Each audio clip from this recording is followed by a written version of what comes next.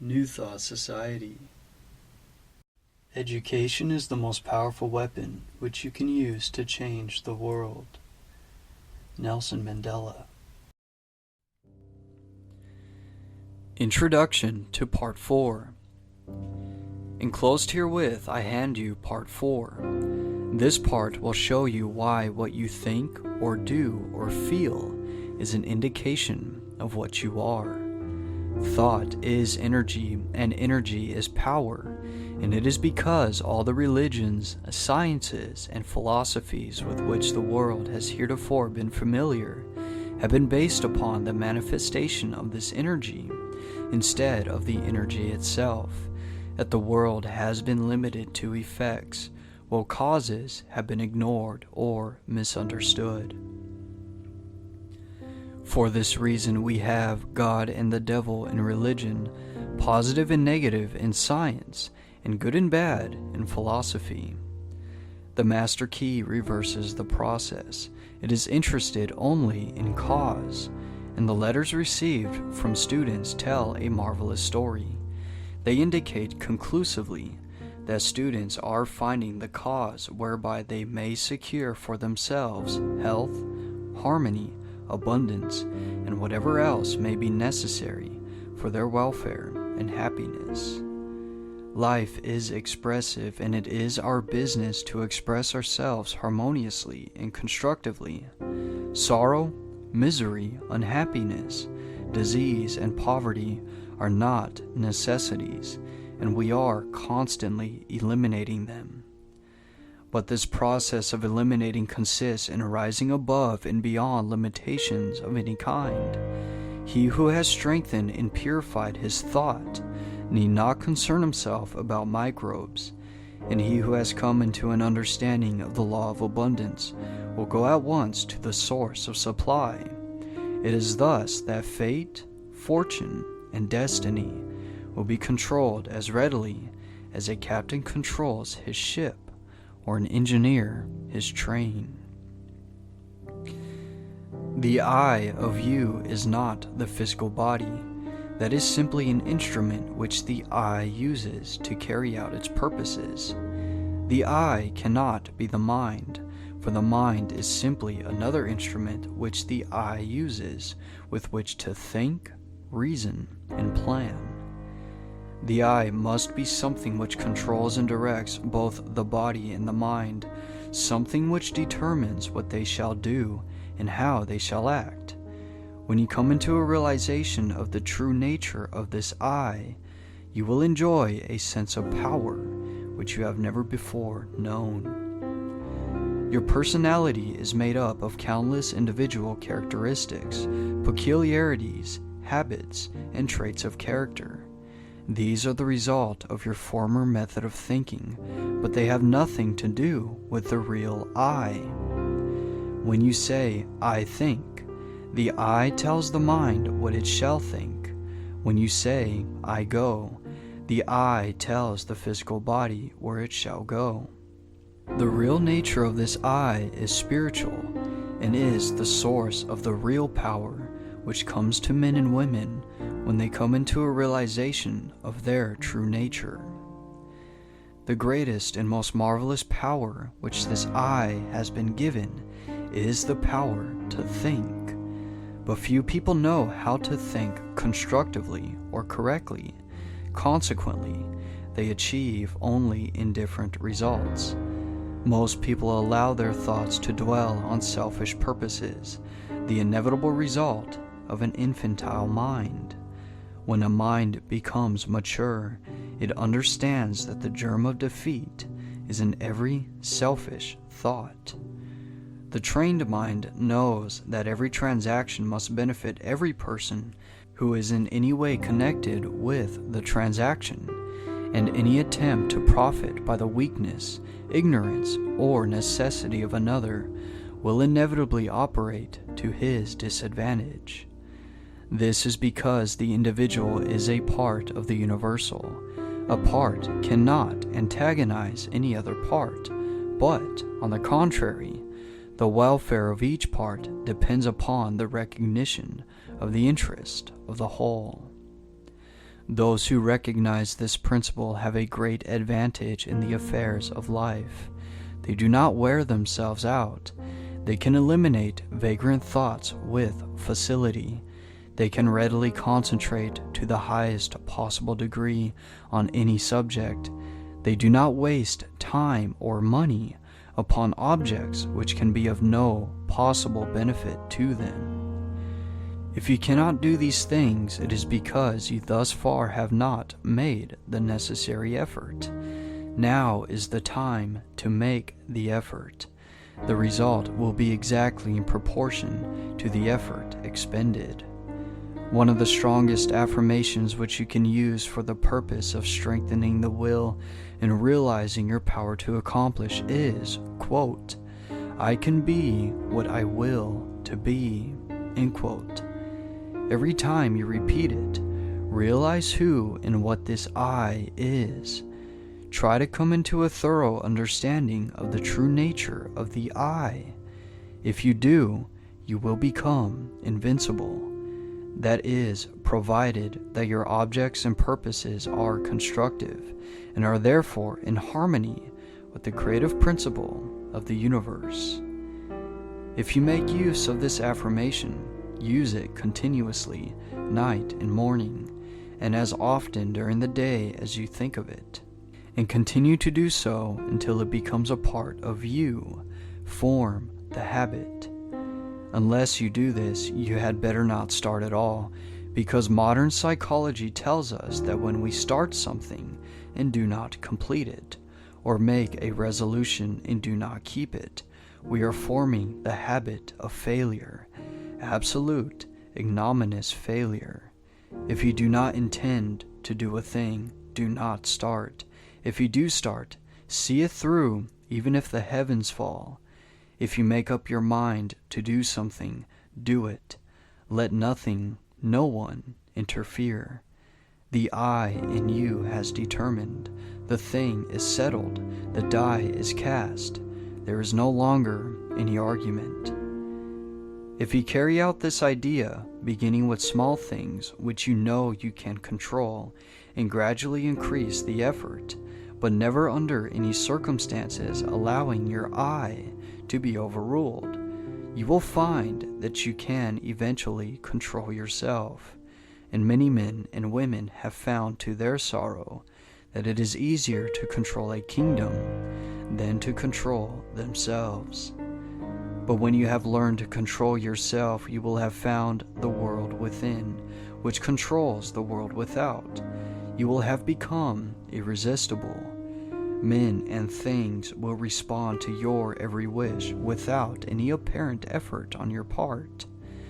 This is not so strange or impossible as it may appear when you remember that the world within is controlled by the I, and that this I is a part or one with the infinite I, which is the universal energy or spirit, usually called God.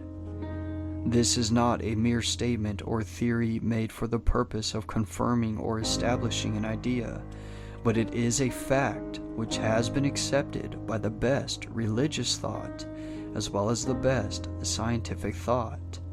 Herbert Spencer said, quote, "Amid all the mysteries by which we are surrounded, nothing is more certain than that we are ever in the presence of an infinite and eternal energy from which all things proceed." End quote. Lyman Abbott, in an address delivered before the alumni of Bangor Theological Seminary, said, quote, "We are coming to think of God as dwelling in man, rather than as operating on men from without." End quote. Science goes a little way in its search and stops. Science finds the ever-present eternal energy, but religion finds the power behind this energy and locates it within man. But this is by no means a new discovery. The Bible says exactly the same thing, and the language is just as plain and convincing. Quote, "Know ye not that ye are the temple of the living God?" End quote. Here then is the secret of the wonderful creative power of the world within. Here is the secret of power, of mastery. To overcome does not mean to go without things. Self-denial is not success. We cannot give unless we get. We cannot be helpful unless we are strong. The infinite is not bankrupt, and we who are the representatives of infinite power should not be bankrupt either. And if we wish to be of service to others, we must have power and more power. But to get it, we must give it. We must be of service. The more we give, the more we shall get. We must become a channel whereby the universal can express activity. The universal is constantly seeking to express itself, to be of service, and it seeks the channel whereby it can find the greatest activity, where it can do the most good, where it can be of greatest service to mankind. The universal cannot express through you as long as you are busy with your plans, your own purposes. Quiet the senses, seek inspiration, focus the mental activity on the within, dwell in the consciousness of your unity with omnipotence. Quote, still water runs deep. End quote. Contemplate the multitudinous opportunities to which you have spiritual access by the omnipresence of power. Visualize the events, circumstances, and conditions which these spiritual connections may assist in manifesting.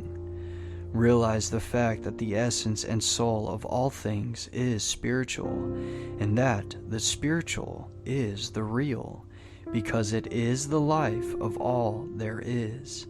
When the spirit is gone, the life is gone. It is dead. It has ceased to exist. These mental activities pertain to the world within, to the world of cause, and conditions and circumstances which result are the effect. It is thus that you become a creator.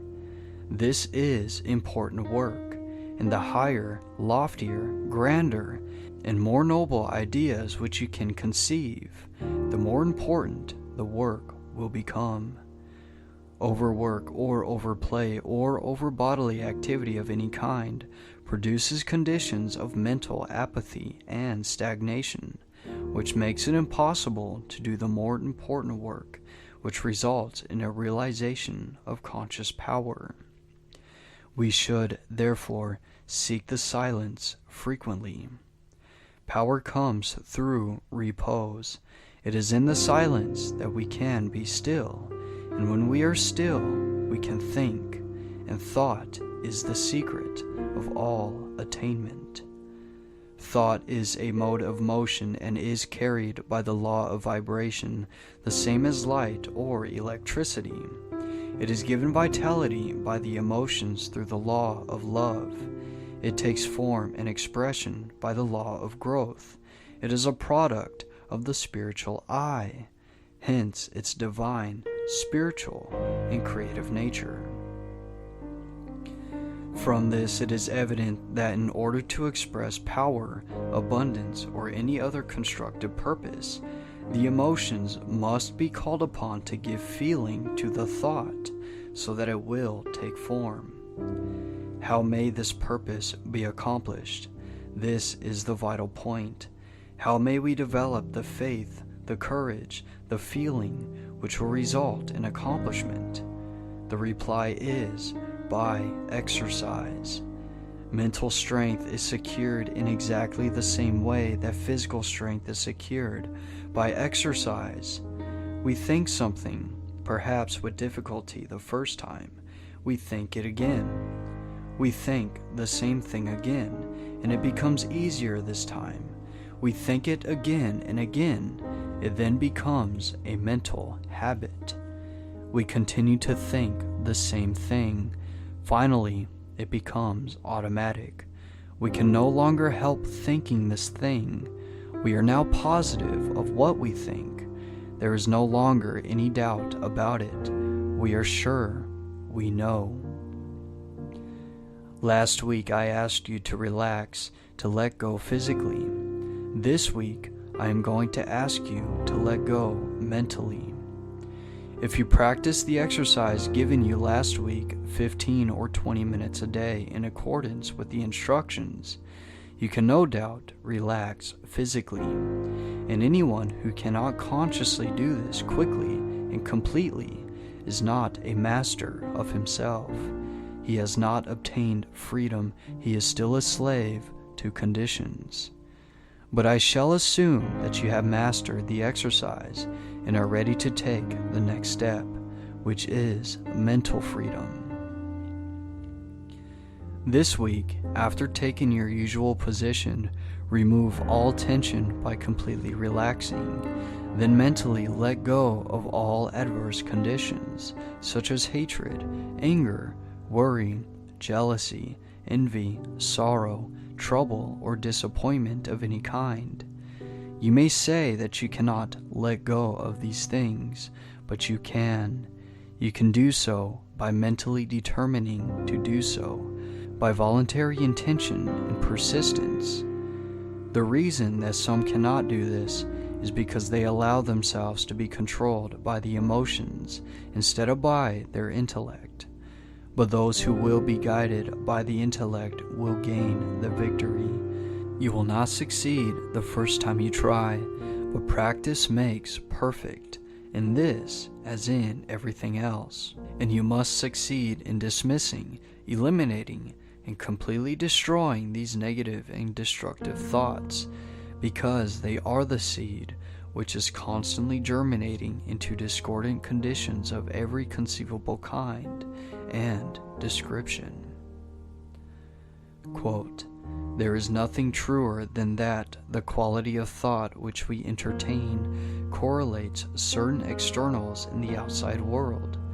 This is the law from which there is no escape, and it is this law, this correlative of the thought with its object, that from time immemorial has led the people to believe in special providence." End quote. Wilmans.